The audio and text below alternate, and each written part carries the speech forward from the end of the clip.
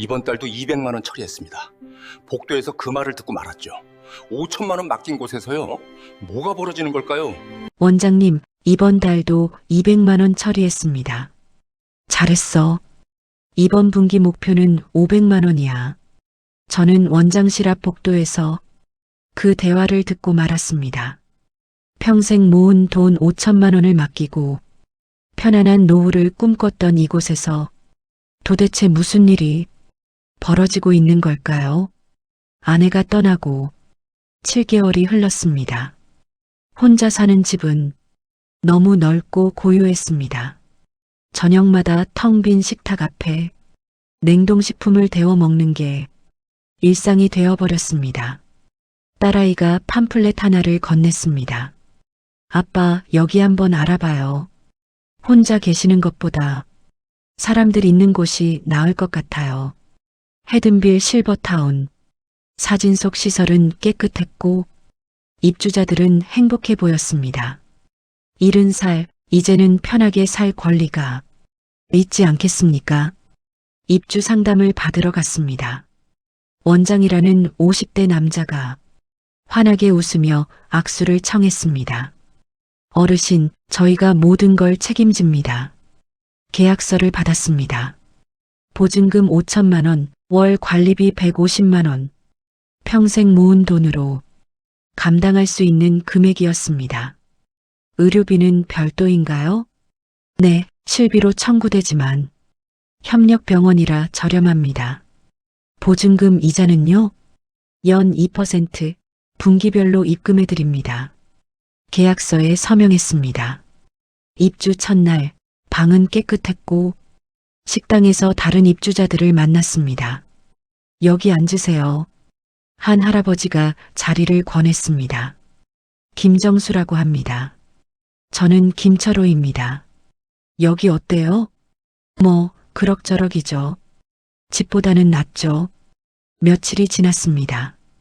나쁘지 않은 일상이었습니다. 하지만 조금씩 이상한 점들이 보이기 시작했습니다. 어느 날 우편함에 의료비 청구서가 들어 있었습니다. 물리치료비 15만 원, 약제비 8만 원. 잠깐만. 저는 물리치료를 받은 적이 없었습니다. 행정실로 갔습니다. 이 청구서 확인하고 싶은데요. 아, 착오입니다. 정정해 드리겠습니다. 너무 쉽게 넘어갔습니다. 착오라고 하기엔 항목이 너무 구체적이었습니다. 며칠 후 저녁 식사가 평소보다 부실했습니다.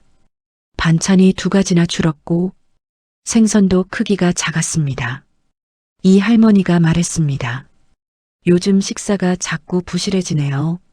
처음엔 좋더니 점점 형편없어져요. 김할아버지도 고개를 끄덕였습니다. 식재료비는 그대로 받으면서 음식질은 떨어지고 있어요. 정수 씨, 여기 처음이시니 모르시겠지만 이 시설 뭔가 이상해요. 이상하다니요? 정확히는 모르겠어요. 하지만 느낌이 그래요. 돈은 계속 받는데 서비스는 점점 나빠지고. 원장한테 말씀해 보셨어요? 해봤죠. 매번 핑계만 대더라고요. 그럼 항의를 하시면 되잖아요. 김할아버지가 쓴웃음을 지었습니다.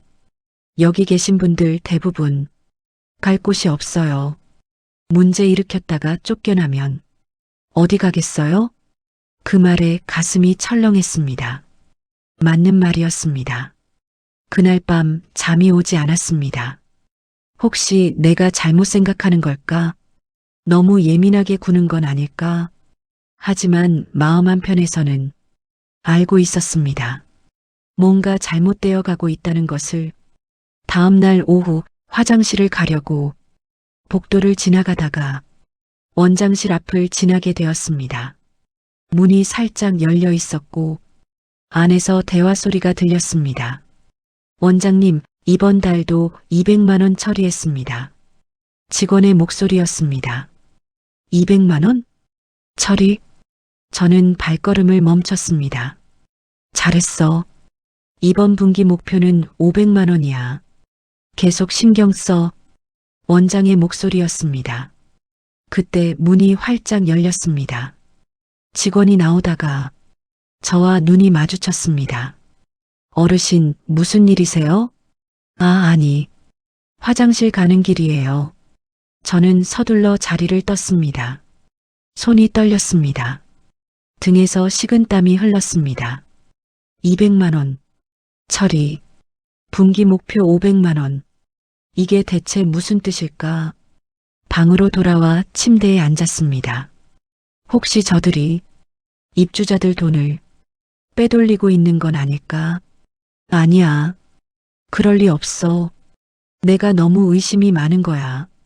하지만 가슴 한편에서는 확신이 들었습니다. 뭔가 잘못되고 있다. 이곳은 안전하지 않다. 그날 이후 저는 청구서를 꼼꼼히 확인하기 시작했습니다. 그리고 또다시 이상한 항목을 발견했습니다. 건강검진비 20만 원.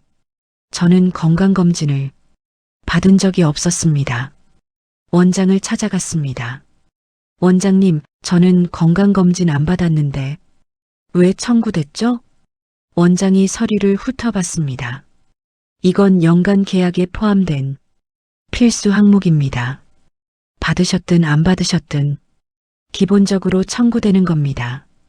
제가 받지도 않은 서비스를 왜 내야 합니까?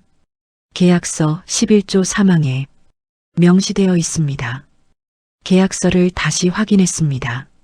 작은 글씨로 빼곡한 조항들, 건강검진 미실시 시에도 비용은 청구됨. 이런 조항이 있는 줄 몰랐습니다. 계약서에 서명하셨잖아요. 원장이 차갑게 말했습니다. 할 말을 잃었습니다. 명백한 속임수였습니다. 식당으로 돌아와 김할아버지와 이 할머니에게 말했습니다. 김할아버지가 고개를 끄덕였습니다. 저도 보증금 이자를 못 받았어요. 특정 조건을 충족해야 지급된다고 하더라고요. 어떤 조건인데요? 입주 후 3년이 지나야 한대요. 이 할머니도 말했습니다. 저도 식재료비가 이상해요. 계약서엔 월 50만 원인데 청구는 150만 원이에요. 다들 당하고 계셨던 겁니다. 우리 함께 항의합시다. 김할아버지가 한숨을 쉬었습니다. 여기 계신 분들 대부분 갈 곳이 없어요. 싸울 힘도 없고요. 그때 원장이 식당으로 들어왔습니다. 우리 쪽을 똑바로 쳐다보며 다가왔습니다. 어르신들, 무슨 이야기 그렇게 열심히 하세요? 원장의 목소리는 부드러웠지만 눈빛은 날카로웠습니다. 정수 씨는 저희 시설에 잘 적응하고 계신가요? 네, 잘 지내고 있습니다. 좋습니다. 다만 다른 입주자들을 선동하시거나 불필요한 오해를 퍼뜨리시면 곤란합니다. 원장은 미소를 지었지만 위협처럼 느껴졌습니다. 계약 위반 시에는 계약 해지될 수 있습니다. 규정은 규정이니까요. 그 말을 남기고 원장은 나갔습니다. 식당은 조용해졌습니다. 맞죠? 저렇게 나오는데 어떻게 싸워요? 김할아버지가 작은 목소리로 말했습니다. 분노가 치밀었습니다. 하지만 동시에 두려웠습니다. 며칠 후 박 할아버지가 응급실에 실려갔습니다. 당뇨 합병증이라고 했습니다. 병원에 문병을 갔습니다. 할아버지, 괜찮으세요? 박 할아버지가 힘없이 말했습니다. 이상해요. 분명히 약을 먹었는데 혈당 조절이 안 됐어요. 어떤 약을 드셨는데요? 실버타운 의무실에서 받은 약이에요. 병원에서 확인해 보니 제가 먹어야 할 약이 아니더라고요. 뭐라고요? 복용량도 잘못됐고 종류도 다른 약이었어요. 약을 잘못 줬다니 소름이 돋았습니다. 이건 단순한 실수가 아니었습니다. 원장에게 따져 물으러 갔습니다. 하지만 원장은 태연했습니다. 의무실 직원이 실수한 것 같네요. 재발 방지하겠습니다. 재발 방지요? 사람 목숨이 왔다 갔다 한 일인데요. 어르신, 흥분하지 마세요. 저희가 병원비 전액 부담하겠습니다. 그 정도면 충분하지 않습니까? 더 원하시는 게 뭡니까? 계속 이렇게 나오시면 저희도 방법을 생각해 봐야죠. 원장의 눈빛이 차갑게 변했습니다. 명백한 협박이었습니다. 방으로 돌아와 주저앉았습니다. 무력했습니다. 70살 노인이 할 수 있는 게 뭐가 있습니까? 하지만 이대로 당하고만 있을 순 없었습니다. 반드시 증거를 찾아야 합니다. 원장의 비리를 밝혀낼 증거를. 그날 이후 분위기가 달라졌습니다. 다른 입주자들이 저를 피하기 시작했습니다. 식당에 가면 자리가 비는데도 제 옆엔 아무도 앉지 않았습니다.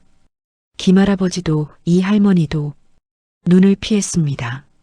무슨 일이야? 제가 물었지만 대답이 없었습니다.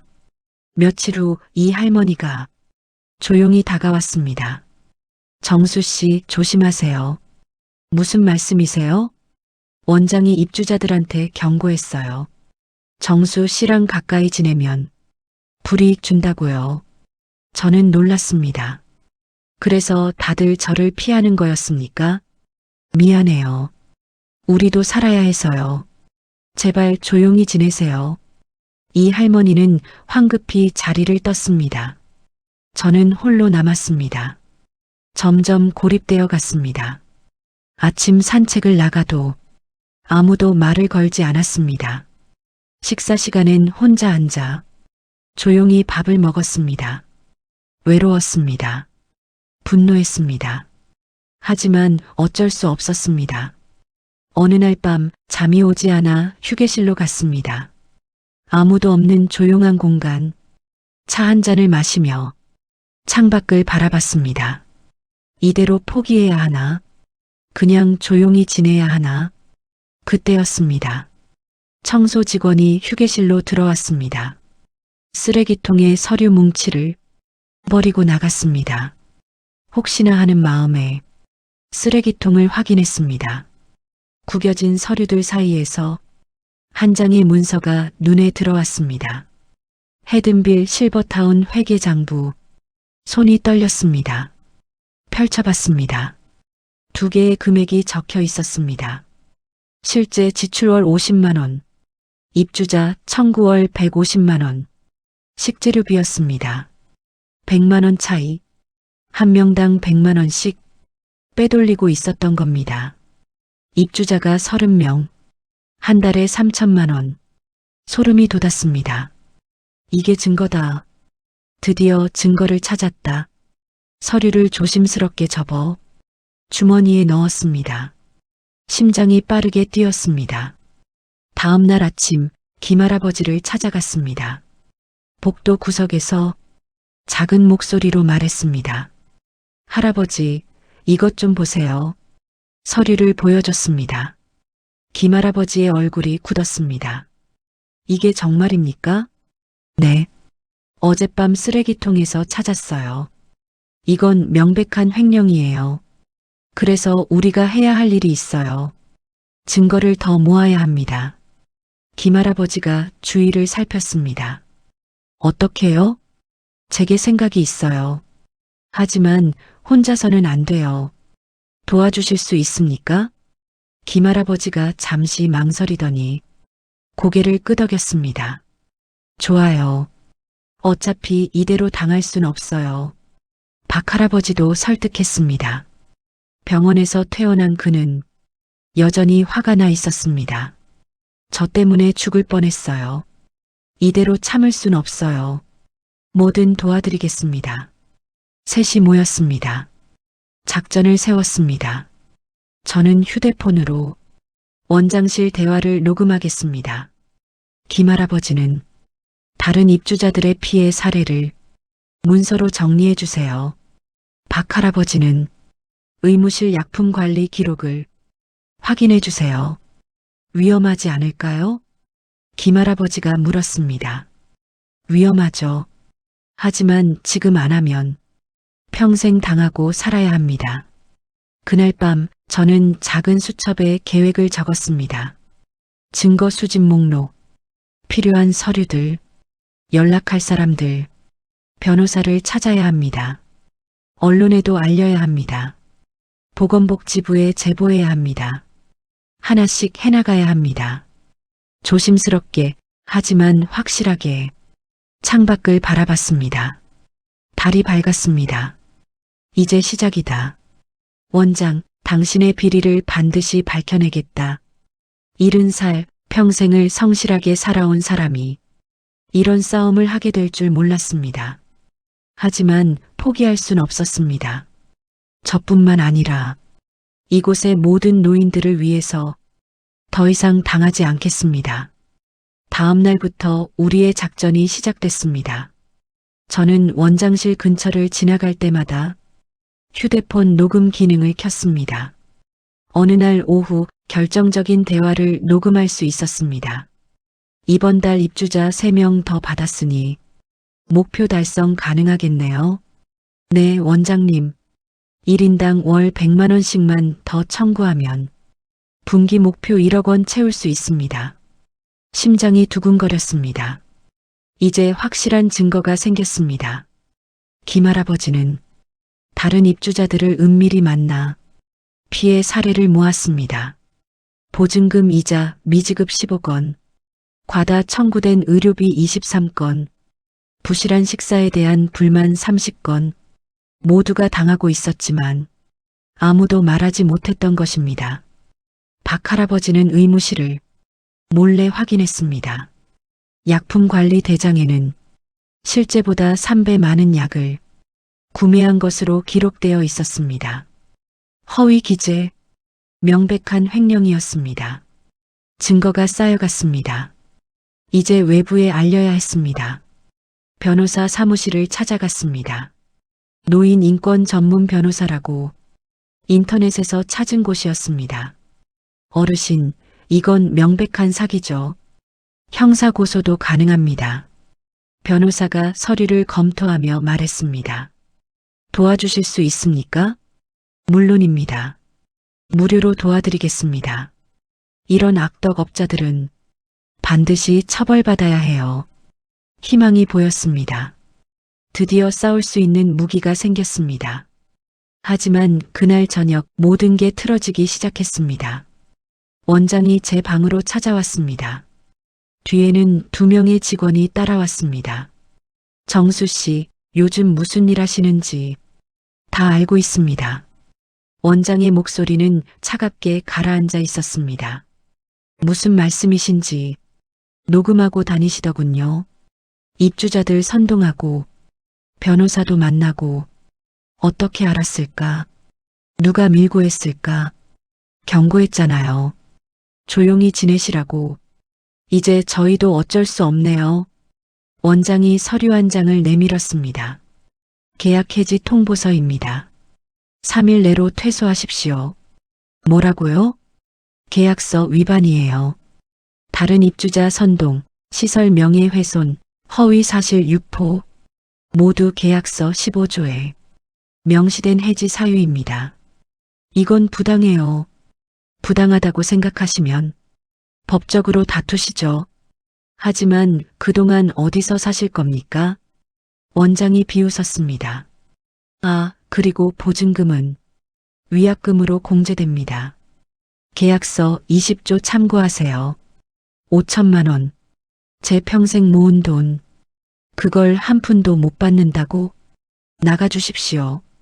3일 후에도 계시면 강제 퇴거 조치하겠습니다.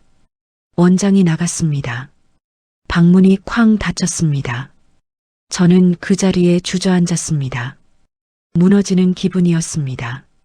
김할아버지와 박할아버지도 같은 통보를 받았습니다. 셋이 모여 앉았습니다. 아무 말도 나오지 않았습니다. 우리 짐 다 쌌습니다.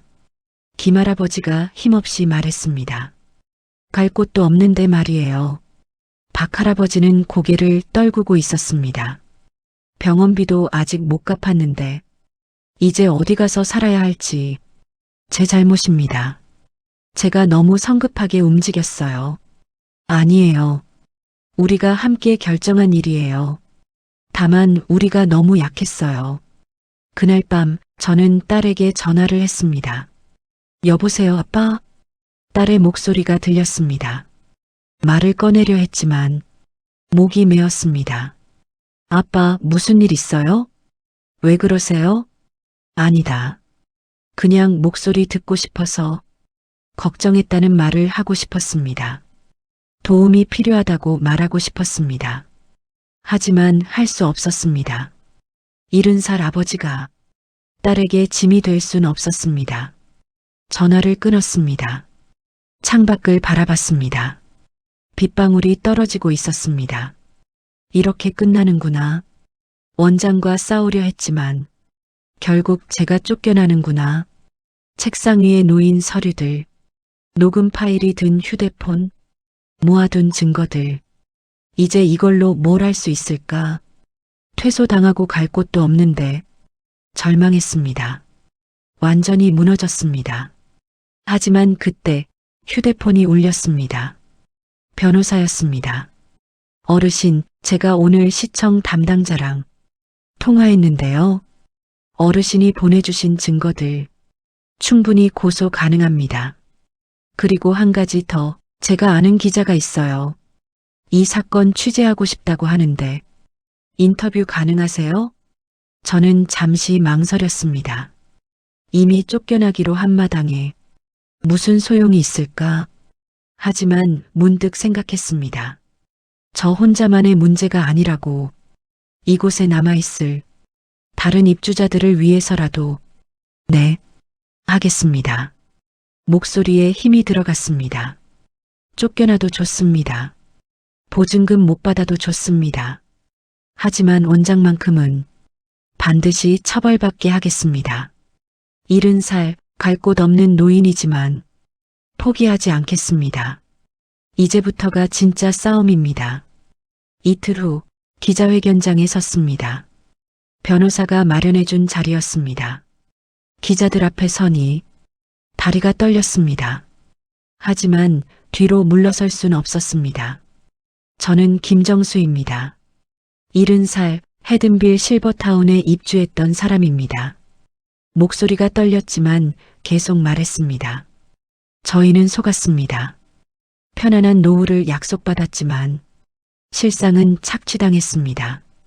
증거 서류들을 공개했습니다. 이중장부, 녹음 파일, 입주자들의 피해 사례, 카메라 플래시가 터졌습니다. 기자들이 질문을 쏟아냈습니다. 보증금은 어떻게 됐습니까? 위약금으로 압류당했습니다. 5천만 원 평생 모은 돈입니다. 원장은 뭐라고 합니까? 저희를 명예훼손으로 고소하겠다고 협박했습니다. 두렵지 않으세요?